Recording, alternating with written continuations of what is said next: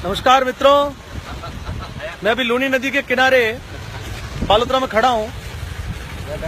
पिछले 3-4 दिन से ये मरुगंगा बह रही है, लोग उसका लुत्फ उठा रहे हैं। 20 सालों के बाद में 3 साल से ये नदी लगातार आ रही है।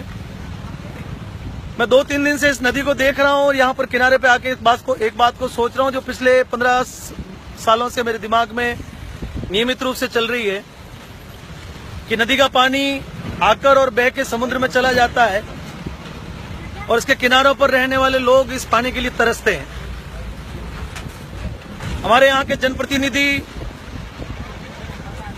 जो नियमित काम है, सड़क इत्यादि के जो काम है, उनके ऊपर तो विशेष रूप से मूलभूत जो काम है उनके ऊपर ध्यान देते हैं, लेकिन मुझे लगता है कि कोई भी जनप्रतिनिधि रचनात्मक कार्यों के प्रति संवेदनशील नहीं है। मुझे लगता है कि यदि इस नदी पर 2-3 टुकड़ों में कहीं छोटे छोटे एनीकट बनाए जाए तो शायद आने वाले समय में आसपास के इलाकों में बहुत खुशहाली आएगी। नदी का पानी बह के व्यर्थ चला जाता है और इस व्यर्थ पानी को रोकने का कोई भी प्रबंधन शायद आज तक के किसी भी जनप्रतिनिधि ने इसके बारे में न तो सोचा होगा। मेरा ये निजी विचार हर समय रहता है कि इस प्रकार में जो नदी में पानी आकर चला जाता है और वो जनता के किसी भी काम नहीं आता। 15-20 साल में भी एक बार नदी आए, यदि 10 साल में भी एक बार नदी आए और उसके पानी को रोक दिया जाए।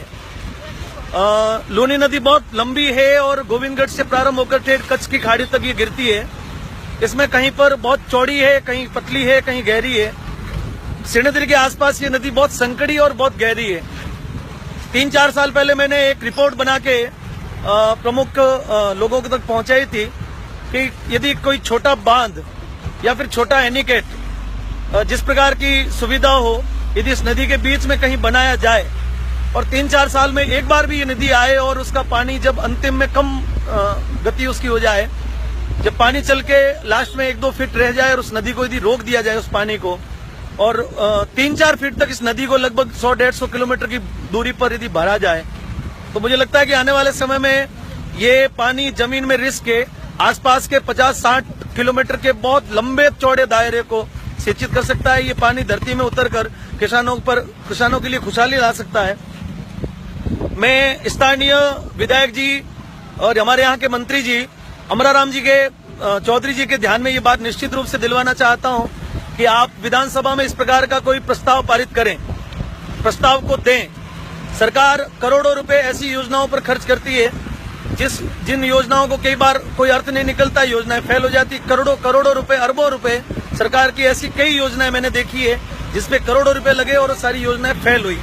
मैं तो ये कहता हूं कि फेल समझकर भी ये सफल नहीं होगी, ऐसा समझकर भी यदि सरकार इस प्रकार के कार्य में कदम बढ़ाए तो आने वाले समय में ये जनता उस जनप्रतिनिधि के भी गुण गाएगी और इस सरकार के भी गुण गाएगी। विशेष ऐसे भूवैज्ञानिकों की सलाह पर, इंजीनियर्स लोगों की सलाह पर कि इसका क्या हो सकता है, आने वाले समय में ये एनीकट किस प्रकार से बनकर तैयार हो सकते हैं। छोटा बांध भी बन सकता है जिसके जरूरत पड़ने पर उसके गेट खुल जाएं, अन्यथा जब जल स्तर ज्यादा हो तो वो बह के चला जाए। लेकिन अंतिम में जब 2-3 फीट पानी रहे तो उस पानी को रोकने की समुचित व्यवस्था राजस्थान सरकार को करनी चाहिए ताकि आने वाले समय में ये पूरा क्षेत्र हरा भरा हो जाए। और यदि ग्रीनरी हुई तो बारिश का जो रिसाइकलिंग का जो दौर है, क्योंकि जहां पर ग्रीनरी होती है वहां पर बारिश भी अधिक होती है। और ये मेरा निजी विचार भी हो सकता है, मुझे लगता है कि कई लोग इस बात से असहमत हो सकते हैं, लेकिन इस बात को यदि उचित मापदंड पर वैज्ञानिक लोगों के साथ में बैठकर, इंजीनियर्स लोगों के साथ में बैठकर इसकी चर्चा की जाए तो शायद ये आने वाले समय में एक बहुत जबरदस्त ऐतिहासिक कदम होगा।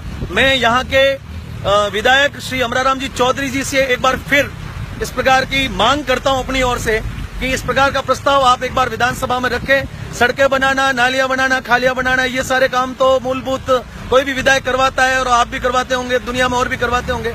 बायतू के विधायक श्री कैलाश चौधरी जी को मैंने पिछले साल इस बात के लिए कहा था, मैंने कहा कैलाश जी आप विधानसभा में मुख्यमंत्री जी के सामने इस प्रकार का कोई प्रस्ताव दें और उसके ऊपर विस्तृत चर्चा हो, इसका पूरा मुआयना हो। और मेरे मन में ये बात हर बार जब नदी आती है तो ये मेरे मन में ये प्रश्न जब तक पानी चलता है, मैं जब भी इस नदी को देखता हूँ, इस पानी को देखता हूँ, तो मेरे मन में ये रात दिन ही विचार आता है कि शायद आज तक या तो किसी ने सोचा नहीं, और सोचा हो तो किसी ने कदम नहीं उठाया। मुझे नहीं लगता किसी ने सोचा होगा, क्योंकि इस प्रकार के सकारात्मक काम राजनीतिक पदों पर जुड़े हुए लोगों के दिमाग में आते नहीं है, क्योंकि वो राजनीतिक खींचतान में लगे रहते हैं। अभी जैसे बालोतरा की स्थिति है तो लगभग पिछले 3 वर्षों से बालोतरा राजनीतिक खींचतान में ही लगा हुआ है, और कई लोग तो ये भूल भी गए हैं कि हमारे विधायक भी हैं। मुझे लगता है कि कई लोग तो मुझे कहते हैं कि वहां पर पोस्टर लगवाना पड़ेगा कि बालोतरा के विधायक कहीं खो गए हैं। तो विधायक बनने के बाद में लोगों के बीच में रहे ऐसे विधायक की आवश्यकता है हमारे को। मेरी अमराराम जी से कोई शिकायत नहीं, मैं उनका बहुत सम्मान करता हूं, लेकिन अमराराम जी जिस पद को रखते हैं, जैसी वरिष्ठता विधानसभा में ये रखते हैं, और मैंने जिस बात को अभी निवेदन किया, इस बात को बहुत समुचित ढंग से यदि विधानसभा में पहुंचाया जाए तो शायद आने वाले समय में जो ये मेरा सपना है, और ये मेरा सपना जो है वो यहाँ से लगाकर गुड़ामालानी तक के और उधर पाली से लगाकर बालोतरा तक के हजारों गांवों के लोगों का सपना है, इस मरुगंगा को रोककर एक बार समृद्धि की ओर इस राजस्थान को ले जाने का ये मेरा विचार था। यदि कहीं त्रुटि रही हो तो मैं आप सभी से क्षमा चाहता हूँ। मेरे मन में जो विचार उठे मैंने आप लोगों तक पहुंचाए। बहुत बहुत धन्यवाद, सभी को राम राम।